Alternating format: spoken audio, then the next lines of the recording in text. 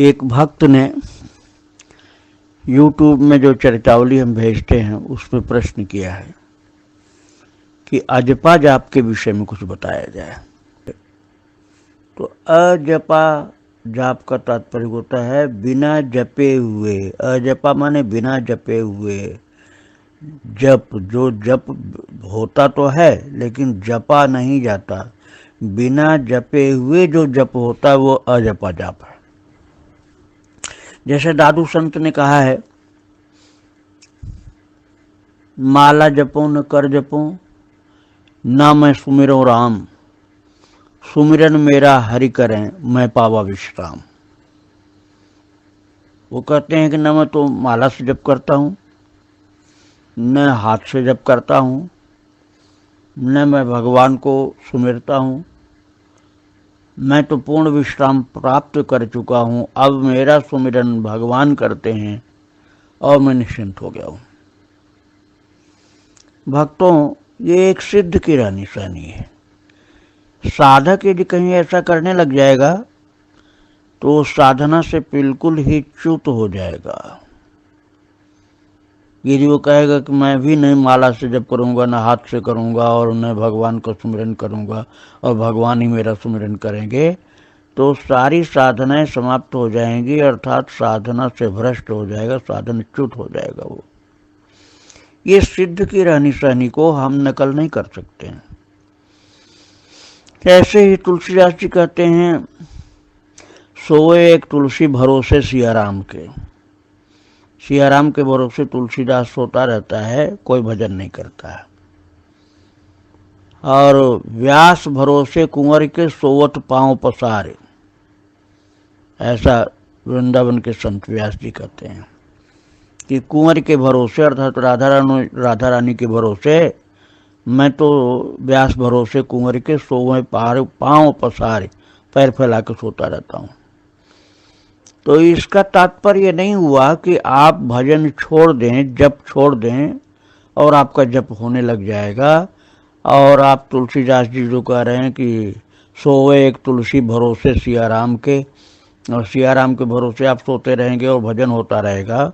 और व्यास जी जो कहते हैं कि व्यास भरोसे कुंवर के सोए पांव पसारे, तो ऐसे ही किसी देवी देवता या राधा या कृष्ण के भरोसे आप पांव पसार के सोएंगे, भजन होने लग जाएगा।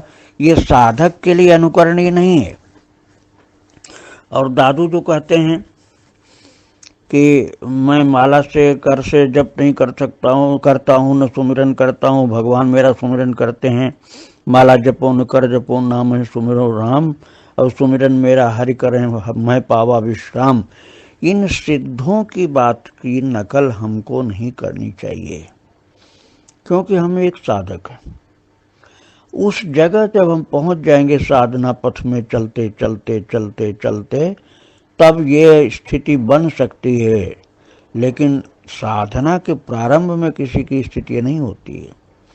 साधना के पथ में हमें क्या करना है? हमें बहुत सावधानी के साथ, जैसे गीता जी में भगवान ने कहा 6वें अध्याय में, युक्ताहार विहार से युक्त चेष्टस्य कर्मसु युक्त स्वप्नावबोध से योगो बहुत दुखा। भगवान कहते हैं भक्ति योगी को, निष्काम कर्म योगी को युक्त आहार विहार होना चाहिए। भोजन में पवित्रता हो, शुद्धता हो, वस्त्र में, आसन में, कमरे में, कक्ष में, रहन सहन में, पठनीय ग्रंथों में, इन सब में शुद्धता पवित्रता होनी चाहिए। माला में शुद्धता होना, ऐसा नहीं कि माला कहीं भी जमीन पर गिरती रहती है और उसी को आप जपते रहते हैं। नहीं, बड़ी आदर की भावना होनी चाहिए माला के लिए। भगवान के मंदिर में जप करें, गुरु चरण में जप करें, संतों के बीच में बैठ कर करें, गंगा यमुना की रेती में बैठ के करें, श्री धाम में करें, गौशाला में करें, पीपल के वृक्ष के नीचे करें, तुलसी के वृक्ष के बीच पास में बैठ के करें, तो जप की महिमा ज़्यादा होती है। एकांत में करें। भयग्रस्त जगह पर माला लेकर जैसे नहीं करना चाहिए कि जहाँ सांप बिच्छू आते हैं या बंदर माला झोली लेके भागता है, ऐसी जगह पर भजन में एकाग्रता नहीं होती है। सहज ही पचने वाले भोजन होने चाहिए भगवान के भोग लगाकर। जो गंदा आहार खाता है न तो उसका भजन शुद्ध होता है न परलोक संवरता है। सात्विक भोजन बहुत आवश्यक है जप की साधना वाले के लिए। जैसे कोई गंदा आहार खाता है, मांसाहार आदि या अंडे या लहसुन प्याज, तो उस व्यक्ति की न तो साधना बढ़ती है और न तो परलोक संवरता है, बिगड़ जाता है परलोक, अधम योनियों में जन्म होता है। भक्ति की जगह उस व्यक्ति को भ्रांति बनी रहती है। इसलिए भोजन पहले शुद्ध, आहार शुद्ध, सत्व शुद्धि, सत्व शुद्ध ध्रुव स्मृति। और भक्तों फिर जप करने के लिए जब माला से खूब अभ्यास हो जाए, बहुत अभ्यास हो जाए अच्छी तरह से माला से जप करते करते करते करते, तो आप अपने हाथ की उंगलियों पर को चलाते हुए बिना माला से भी कर सकते हैं। एकांत में जप करें तो बोल बोल के करें, जिह्वा से जप करें। जिह्वा से जप करते करते करते करते करते करते अर्थात वाणी से बोल बोल करके, वाणी से बोल करके जप करते करते फिर आपको बिना बोले जप होने लग जाएगा 6 महीने में, साल भर में, 2 साल में, अधिक से अधिक। किसी को और जल्दी भी हो सकता है। तो बोलते बोलते वैखरी जो जप होता है, बोल करके किया गया जप, उसको करते करते करते अभ्यास इतना हो जाता है कि फिर मुंह भले ही हल्का सा खुला रहे या बंद रहे, जीभ हिलती रहती है और जप होता रहता है। और जीभ हिलती रहती है, अब आवाज नहीं आती। ये जिह्वा से हुआ जब, बैखरी के बाद फिर ये सूक्ष्म जप हुआ जिह्वा का। और इसका अभ्यास बनता रहा, आपका बिगड़ा नहीं, लगातार चलता रहा, तो कंठ से जप होने लग जाता है।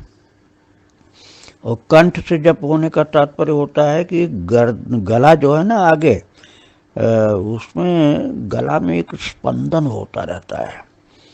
आपको वृंदावन में, अयोध्या जी में ऐसे संतों का दर्शन प्राप्त हो जाएगा। जिह्वा हिलती रहे, वैसे जप करने वाले संत जल्दी मिल जाते हैं। वाणी से जप करने वाले, बोलकर जप करने वाले तो मिलते ही हैं, जिह्वा हिलती रहे ऐसे जप करने वाले भी मिल जाते हैं। उपांशु जप उनको बोलते हैं। और फिर इसके बाद गला हिलता रहता है। गला का अगला हिस्सा अर्थात जो ठुड्डी से और नीचे चलो तो गला जहाँ थोड़ी सी गांठ सी रहती है, वो गला हिलता रहता है। ये कंठ का जप है।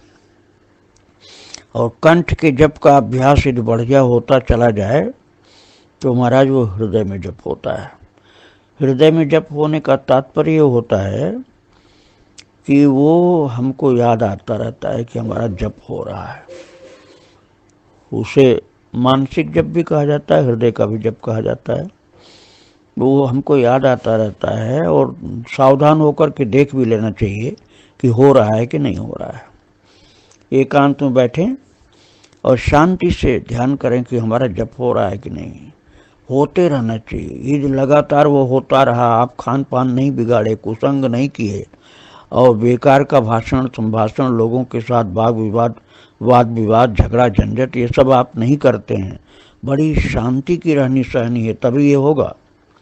यदि आप लोगों से कलह करते रहेंगे, खान पान बिगाड़ देंगे, सात्विक की जगह रजोगुणी और तमोगुणी भोजन खाएंगे, गंदा आहार करेंगे और बकबक करते रहेंगे फालतू, तो ये सब जप में आप आगे नहीं बढ़ सकते हैं। अजपा जप का प्रश्न जिसने किया है, केवल उसी के लिए मैं नहीं बतला रहा हूँ, मैं सभी साधकों के लिए बतला रहा हूँ कि अजपा जप तक पहुँचने के पहले ये सब हमको सावधानी से करना पड़ेगा। और भक्तों, जब हृदय का जप अर्थात मानसिक जप होने लग जाएगा तो हमें ये महसूस होगा कि हमारा जप चल रहा है। और उसके बाद नाभि का जप होता है।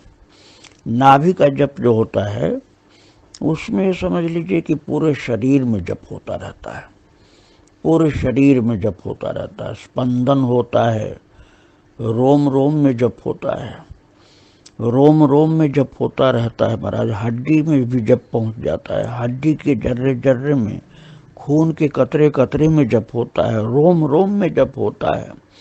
नाभि का जप संपूर्ण शरीर को बिल्कुल भगवान नाम के स्पंदन से भरपूर कर देता है।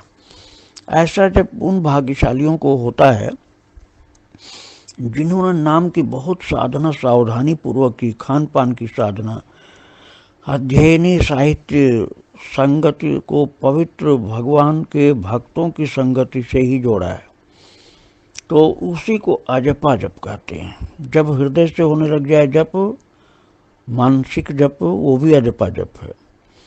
और प्रारंभ कहाँ से हुआ ये? जब हमने वैखरी जप कर दिया बंद, वाणी वाला जप बंद कर दिया, जीवा हिलना शुरू हुई, तो ये भी अजपा जप को प्रारंभ है। और गले में स्पंदन शुरू हुआ, तो गले में स्पंदन होता रहता है, अर्थात हिल रहा है, आवाज बिल्कुल नहीं, और जप हो रहा हमको पता चलता रहता है, वो भी अजपा जप है। और हृदय में जप हो रहा, अर्थात मन से हमारे जप हो रहा, मानसिक जप, वो भी अजपा जप है। और भक्तों जब नाभि में जप पहुंच जाता है और रोम रोम से जप होता रहता है और हड्डी के अंदर भी जप होता रहता है, पूरे शरीर में झन्नाता भन्नाता रहता वो जप, वो भन्नाता रहता है जप, एकदम गूंजता रहता है वो जप, वो गूंजता रहता है जप महाराज, वो गूंजता रहता है, गूंजता रहता है। वो अपने आप को ही पता चलता है, दूसरे को पता नहीं चलता है। हाँ, कोई सिद्ध पुरुष सिद्ध पास में आकर बैठ जाएंगे तब तो उनको पता चल जाएगा कि इस भक्त के अंदर अजपा जप चल रहा है, और सब किसी को मालूम नहीं होगा। महाराज इस अजपा जप में बहुत सावधानी करनी पड़ती है, खान पान अशुद्ध न हो जाए, किसी का जूठा कूटा न खाएं, किसी भक्त का, गुरु महाराज का या भगवान का भोग तो ले सकते हैं, लेकिन अन्य किसी का जूठा न आ जाए और अपवित्र भोजन न आ जाए, सावधान होकर के रहें। परम सिद्ध व्यक्ति से अनजान में कुछ ऐसा हो जाएगा तो दोष नहीं लगेगा, लेकिन जानते हुए ऐसे अशुद्ध आचरण, अशुद्ध खान पान, ये सब नहीं करना चाहिए। तो जो ये अजपा जप जब जा करके नाभि में पहुंचता है महाराज, हमने बतलाया ना कि धुआंधार जप होता वो, और एकदम गूंजता रहता है, और उसी को कहा जाता अनहद का जाप। ये श्वास से भी प्रारंभ होता है, ये हृदय की धड़कन से भी प्रारंभ होता है। शुरू करने के लिए आप श्वास जब लेते हैं तो जैसे श्वास ले रहे हैं, अंदर जा रही सांस रा, बाहर निकली म, राम, सांस के साथ वृथा सांस मत खोए, न जाने ये सांस को आवन होए न होए, सांस सांस से नाम जप, वृथा सांस मत खोए। ये कबीरदास जी कहते हैं कि श्वास के द्वारा जप किया गया। कोई हृदय की धड़कन के द्वारा जप करता है, नाड़ी अपने हाथ की कलाई पर उंगली रख लिया, एक हाथ की कलाई पर दूसरे हाथ की उंगली, तर्जनी उंगली, मध्यमा उंगली रख लिया, और उसमें टुप टुप टुप टुप टुप टुप टुप टुप टुप टुप टुप टुप जैसे हार्ट बीट होती है ना, हृदय की धड़कन, वैसे ठीक उसी हृदय की धड़कन के हिसाब से नाड़ी कलाई के ऊपर चलती रहती है। उस पर अभ्यास करते हैं, कलाई की नाड़ी की टपकन से अभ्यास करते हैं। अब जैसे मैं मोबाइल हाथ में लिया हूँ, अब मेरे उंगली में, तर्जनी में, अनामिका में और अंगूठे में, इसमें स्पंदन मुझे नाड़ी को पता चल रहा है। मैंने कलाई पर हाथ नहीं रखा है, कलाई पर उंगली रखे बिना मोबाइल हाथ में है मेरे, और मुझे अंगूठे में, तर्जनी में और मध्यमा उंगली में जो नाड़ी की टपकन है वो पता चल रही है इस समय, ठीक इस समय जब मैं बोल रहा हूँ। तो ये है क्या, ये नाड़ी का जप है। इसमें हम सावधान हो जाएं, एकाग्र, तो जैसे टप